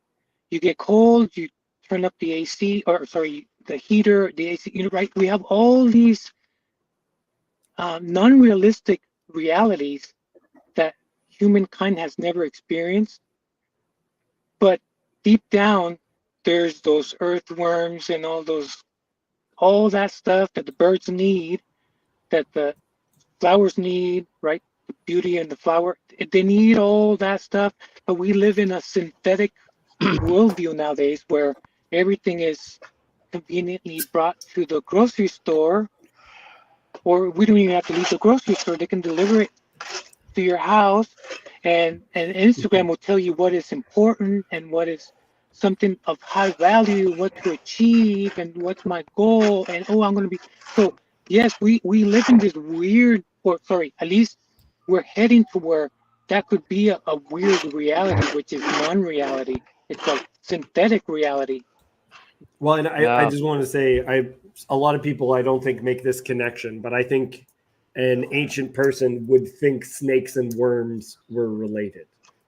And the idea that it eats the dust, the serpent eats the dust, people think of that as like the snake's tongue going in and out. But I actually think that it becomes like the food of the deceiver becomes death itself. It's the Death Eater. And I think the end where it says, like within scripture where it says death is swallowed up by victory, when we swallow things, we become bigger because we took them in. Right? You don't become smaller from eating, you become bigger by eating a thing. So for death to be swallowed up by victory, it's somehow the victory is made bigger by it. It's Jess, I think you brought it up that there's multiple sources that speak of the food in the resurrection when we're having the big tabernacles party in the resurrection. What is for dinner? It's Leviathan. That's yeah. There's a whole thing about at the end, like Leviathan's skin is stretched out to a tent. Well, first God kills Leviathan, then his skin is stretched out to a tent. We live in Leviathan, and then we feast on his flesh. Oh, also, this is just a random shout out, but Jess, we should do a podcast on the Tree of Life. That is. I watched it once and I was like, this is awesome. And then I was rewatching it and I'm like, oh, this is just all the arguments from the book of Job. Like, like all of it, like condensed down into this experience. Like every single part of it. I'm like, oh, this is just the book. I'm down. I haven't watched the whole thing. That's a movie where I'm like waiting to watch it because I'm just like, do I have time to think about just this movie for like a month? The next year. Yeah. I don't know if I have that kind of time. Yeah. I need to like take a sabbatical and then I can watch the movie. Well, yeah, highest recommendations for it. It's, I love everything about him and his movie style, and even the fact that he like hates actors. I just like Chef's kiss of like I was around actors and not just, as much as actors hate him. Well, another Chef's. Yeah. There's an interview with Christopher Plummer, and he was just like, he was so mad because he thought he was one of the main characters in the New World, and like everything he did was like taken out of the movie. Oh yeah. Well, he has a new movie coming out called The Way of the Wind, which is about Jesus and Peter, which I like. Opening night, midnight showing, I'll be there. But he shot 4,000 hours of footage that he's going through now to make like a 2-hour, 3-hour film. Like, what an animal. And like, clearly you can tell why. Apparently during the filming of The Thin Red Line, they have like full tank, like they have military vehicles, all these extras, Airplanes. and they could not get him to film them because he was filming a bird for 2 hours. It's just like, he's like, I think this might be more important. No, it's like amazing, and like it makes sense. It's like the ability to prioritize and the ability to see what is important and good is just so like finally, and like just the pomp and circumstance. Like I went to a college that barely had an acting program, and like enough of a non-program that I was able to like be like in plays and be like background, whatever, tertiary characters, whatever. But like the way that stagehands were treated and the way that actors were treated, even in this non-pro, none of us are really going to be famous. It's like stagehands were like screamed at over like, here's 50 things you have to memorize. Here's where these props have to be. And if they're not here, I'm going to annihilate you. And I was like an idiot who barely remembered my lines. And they're like, you're doing such you're exploring this character in such a beautiful way. So I don't mean to like, just say like hate actors, but just like the entire industry of acting has just like, especially like just, in light of, I know, Luke, no one hates anybody. We're all one, non-dualism. Let's just give a big sloppy kiss to the universe, whatever, bro. But just like having seen it with my own eyes and like also done acting, but then also been a writer and whatnot. I'm like the story and the ideas, and Peugeot talks about this, about like being a storyteller, what you put your attention on. And it's exactly to your story, David, of like what you put your attention on. Do you put it on the tanks and the props and the $7 million actor, or do you put it on like the natural beauty that like releases the story or opens up the story in a new direction? Which I'm not saying everybody should just be up their own butt, but you get what I'm saying. No, actors live 2 feet up their own asses, and so do writers. And so the expression on what makes a good writer is the writer who, I think this actually connects with what we were talking about before, kills his own babies, right? Kills his own darlings, or however you want to say it, is like, you have to get over yourself. And actors, man, I'm acting in a play right now. I've directed shows, and it's like actors have to get over themselves. That it's like, this scene is not about you. And you need, like, for some actors, even in comedies, they don't know how to be the straight man because, like, and I find it hard to be the straight man. I know how to get the laugh. I don't know how to be the butt of a joke. That's actually much harder for me, right? It's like, how do I participate in this thing, but I'm dependent on you making me the joke at like, even at my expense. To what like that is so hard, right? That I still feel a little bad about this to this exact point. I wrote the Christmas special for my church, and like the joke was the lead actor couldn't sing and it was a musical, which is like, of course, the most church thing of all time. And so like we had someone who's literally like on Broadway, and I've seen him on Broadway. And so obviously like unbelievably good, but we had him, it was a riff off of Charlie Brown. We rewrote it basically. And we had him start singing, and then the narrator jump in and be like, actually, let's have this other character, the guy who's on Broadway, sing that song, and literally to the last, like to this day, my friend's like, well, I was trying my best to do a good job. And I'm like, no, the joke is that you're just a guy and we have a professional trained singer from Broadway. And like it got a huge laugh, but even then, and my friend isn't an actor or anything, so he's a good sport. I don't want to rip on him, but it's just so funny. I'm like, dude, I've been the butt of a million jokes, like just, Well, like, and there's actors who have in their contract that they can't lose fights. Like where that's like, I can never lose a fight on screen. I don't want anyone to ever think anything poorly of me. Well, it's fascinating because that in a way, there's like a logic to that of like, I'm not worried about this movie being good. I'm worried about my career being good. And that's where you get the like the body is at war with itself, you know, of like each part of the body wants different outcomes and it's not unified. And, you know, if you have two masters, you'll grow to love one and hate the other. So if you are worried about your career and being always portrayed, like, I mean, you don't want it. One movie where you're sort of like a loser and like they sort of make fun of you being like you're a washed up meathead, then suddenly even your average audience member is like, I don't want to see Vin Diesel anymore. He's kind of a washed up meathead. And it's like, no, I did that character self-knowingly that I knew that they would be land. But it's like, well, once you've labeled yourself that, you can't be the tough guy anymore. So in a way, it's sort of, I know it's sort of seen as like, oh, they're egotistical, but there's a logic to it for sure. But the secret hidden sin is that it makes you very fragile. Of like, once it's gone, because you've already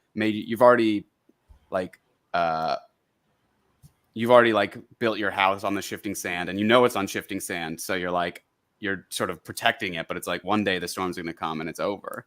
But you can see how there is that logic to it, the perverse logic, and how houses get built up on this perverse logic on the shifting sand, and then entire careers are made. But then the second it's gone, it's gone. And they're even aware that the second it's gone, it's gone. The second see me as strong anymore, it's over. I'll never be in another movie except to be the butt of jokes. Well, the smart ones will use that as a transition period to transition from one type of actor to another type of actor.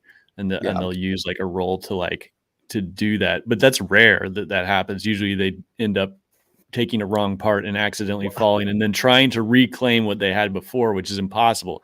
And they should be moving on to a different thing, but they don't know how. I liked Jim Carrey when I was younger. And then, there's a movie where Jim Carrey is playing a comedian named Andy Kaufman. And I didn't know who Andy Kaufman was. So I was excited to see this funny Jim Carrey movie. And I was like in grade 9 or something, grade 8, grade 9, I don't know. And I'm watching Man on the Moon being like, what the hell is this? This is very unfunny. Yeah. Yeah. And Jim Carrey kind of faded. He did some dramatic stuff that was good. What did he do after that was decent, but he's never really the Grinch? No, The Truman Show is what you're thinking of. Was Truman that after Show that? is good. Truman but even look at the trailers to that, and they sell it as though it's going to be a hilarious comedy. Yeah. He's been in a bunch of stuff. He was also in the terrible Number 23. Oh no, that's bad. That's real bad. Eternal Sunshine. Yeah, that is a brilliant. Oh right. Yep. Yeah. It makes me laugh so hard that he was like the A-list actor for the like. Who would have ever thought he would be the guy? But he was. I did a like Christian analysis for my church on the Truman Show, for like a small group, and it's like that one's really, really over the top. Like literally, the boat he rides away from the town on is called the Santa Maria. I'm like, oh, the thing that carries the archetypal man is the mother of God, or Yeah. Even when the director talks to him, he says, I'm the creator of a television program, but he pauses before he says television program. I'm the creator of a television program.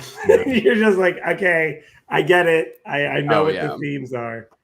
Yeah, and like the first thing that makes him really think that he might be in some weird world is a light can dropping from the ceiling, and it has Sirius, the name of a star, on it. I mean, it's just like, it's like that one's really like the director must have, because sometimes I'm like, you can do this subconsciously, and these are just themes that are eternal. But I'm like, this guy must have like been like just straight up like pulling very overtly. So, but I don't know. That's a random side note on a good Jim Carrey movie. Yeah. I gotta get going. Yeah. I accept. You accept? Oh. All right. Jess, we'll be in contact somehow. We should do all right. On I gotta watch the movie first. So Job and Tree of Life. But yeah, dude, I'd love to. I would love it. If you can. I would totally love it. All right. See you, man. Yeah.